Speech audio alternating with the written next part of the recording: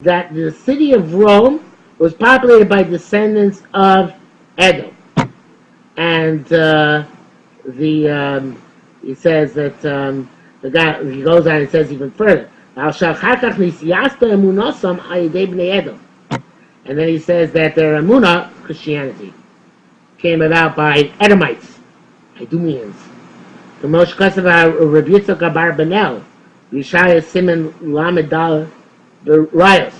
Evidently, the Bar Benel proves that the Christian religion disseminated all over the world, but specifically in Rome, came through Idumean individuals. But let's go back to this idea of Edom being Edom and Rome and its connection to Edom. The Malvin takes it literally. If you take a look in the Radak, the Radak also takes it literally. He says towards the end of the first Radak, which is a long one, he says, "Ve'eretz Edom ein hayom livnei Edom." The land of Edom itself, which is in the south of Israel, in the Negev, and goes over and spills over to Jordan. Petra is a famous Idumean city, but there are many others. The Eretz Edom today ain't no hayom livnei Edom. It doesn't belong to people of Edom. Ki almost is Bible because the nations got mixed up. V'ruvam bein emunas hanotzrim, and most people are divided among the belief of the Christians, v'emunas Ishmaelim, and the belief of the Muslims. Nobody knows who's from Edom, who's from Moab, who's from Ammon, and other nations. Everybody doesn't go from their original lands. They got mixed up among the nations.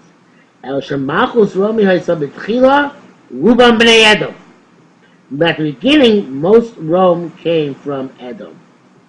And that which it says at the end of time, that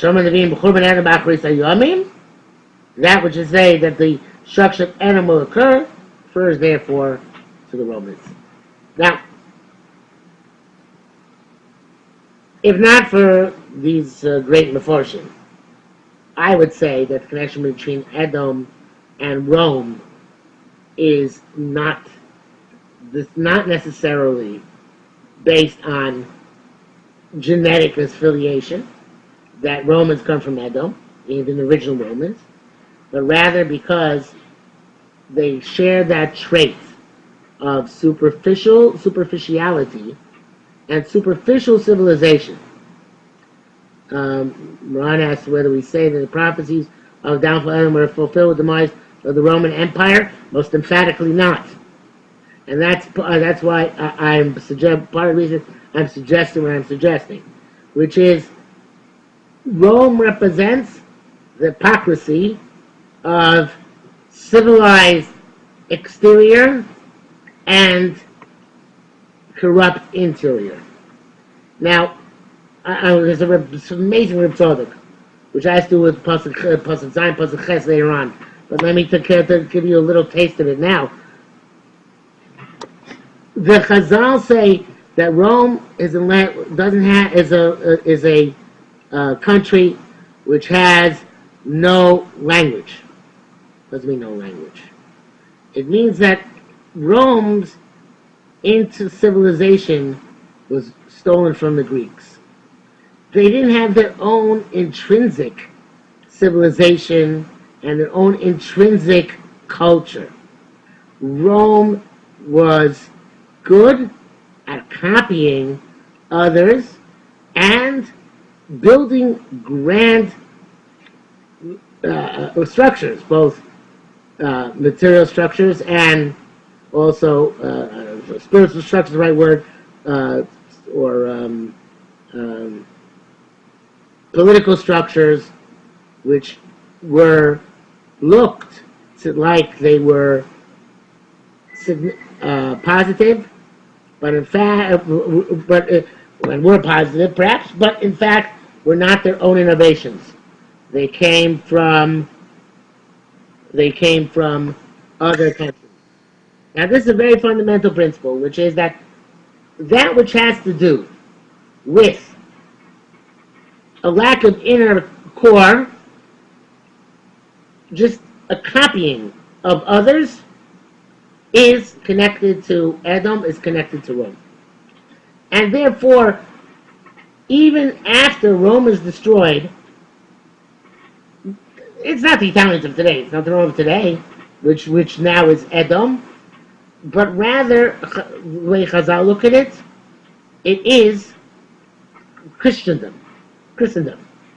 But like, not Christendom in its individuals. Because there are many individual Christians who will be considered to be Chachmei Chasidei Umos Ha'olam. But in the piety which is presented to the world, which is actually internally corrupt. And the best example of that, I think, in history is the popes in the Middle Ages, who were all popes, but all were very corrupt people. And not all popes like that, obviously, throughout the generations, but that's an example of what we're looking at. When you look at the preachers and the televangelists in America, who almost all eventually are revealed to either be financially corrupt or sexually corrupt, that's another good example. That which is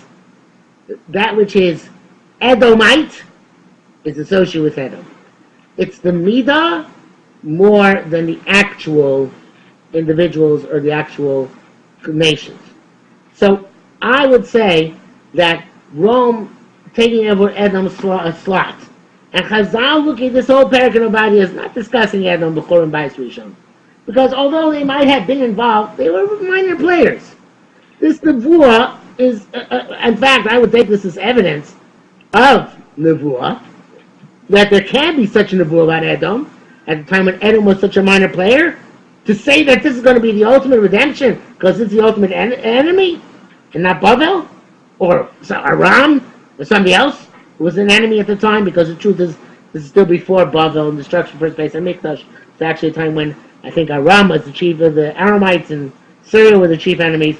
But in any event, this is clearly a prophetic emphasis which cannot be explained based on political realities of the time.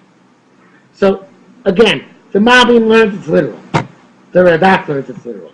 One can learn it's figurative as well, that it's the Chazira Poshet Klafa, it's the pig extending his split hooves.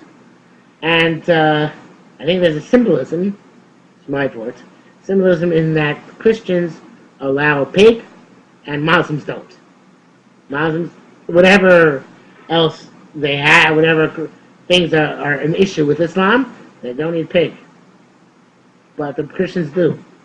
And the Christians, the way in the Inquisition they found out the Jews is that they found, I think the word Marano itself, if somebody maybe knows, Marano itself has nothing to do with not eating pig, but I don't remember offhand what, but the way they found the Jews is the people who didn't eat pig were held to be suspicious.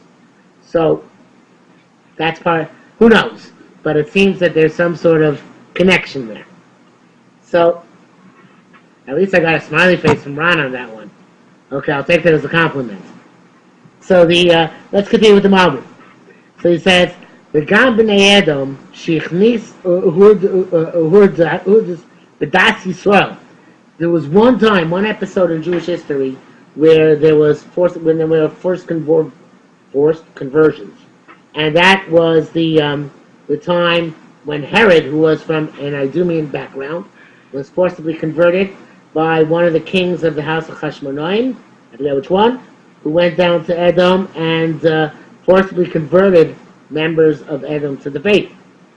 And it says, that's when Hurdus, it says here, so the Hurdus brought into the religion of Israel, but I think it's a typo of some sort, which is supposed to be that, which the time of the conversion, which brought Hurdus into the Jewish religion. The Mila of Tefillah, and there was Mila and Tefillah, they got a bris, and they went to the mikveh, Kedasu Kedin, Neves Bov Ozo Churban Misab Kuloivim. They came and assisted the Churban and became internal enemies, the fifth column. Herod himself was no friend of his Jewish subjects. So, and then their well-known religion, Malvi, I guess, is functioning under censorship conditions, expanded, and all the members of religion are called Edom. The Tachtom, and under them, Savu Yisrael Golus. Am Yisrael suffered exile, Varigos ein Mispar, and pogroms, slaughters without number, for many days, for a great amount of time. Ula seed, and he says in the eventual future, all the members of that religion will gather,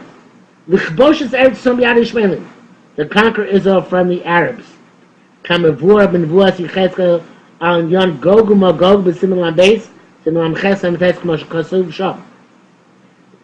Va'az, and then he's asked for Bnei Yishmael, Asher b'Mizrach l'kom nikmas achayim. All the Orientals, as they used to be called, all the Arabs of the East will come to take revenge. So, I'm sure, I don't recall offhand, but I'm sure that at the time of the Crusades, there are many who saw this prophecy being fulfilled, and were anticipating the redemption. But the truth is that it didn't happen then, and it doesn't seem to be happening this way now. The Christians did conquer Eretz Yisrael from the Arabs, but the Arabs did not take their revenge against the Christians, against the Jews who came afterwards. If this can fit into the Nevuah, maybe yes, maybe no. The Malbim had no way of anticipating this would be history. He came pretty close. You've got to give him credit, since the Christians did conquer Eretz Yisrael.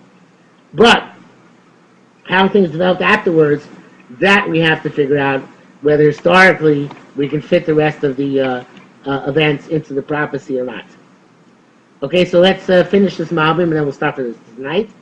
Zelmar, and this he said, Hinei Shmuel Shamanu. A rumor we heard, what Zelmar means to say, Ani, the yes Navim, and other prophets. Hikam Navim, no Nibo Ma Pelas Edom. Because several prophets prophesied on the downfall of Edom. Me'ez Hashem, from God, Shodia Zem Nevuah, who let this be known in prophecy. The Gamtzir Bagoyim Shulach, and also an emissary sent among the non-Jews, among the nations of the world. Hey Mashluchim Sheyelchu Ben HaYishmael, according to Malbim, these are the emissaries who go among the Arabs, and they will instigate and encourage each other. More to say, let us rise up against it, according to the Malbim, against the Christians, to wage war. Now, the truth is that you could say, I want to stop because it's late, but you could say, not like the Malbim, and take the events as being to be current events. In other words, that it's pretty close. The Christians came to conquer Iraq from the Arabs, and the Arabs came to take retribution from the Christians. So it could be that Eretz Yisrael is not germane to this pasuk. It could be that it means in general, the Edom will rise up in war against Yishmael, and Yishmael will retaliate. Okay, but we'll stop here for tonight.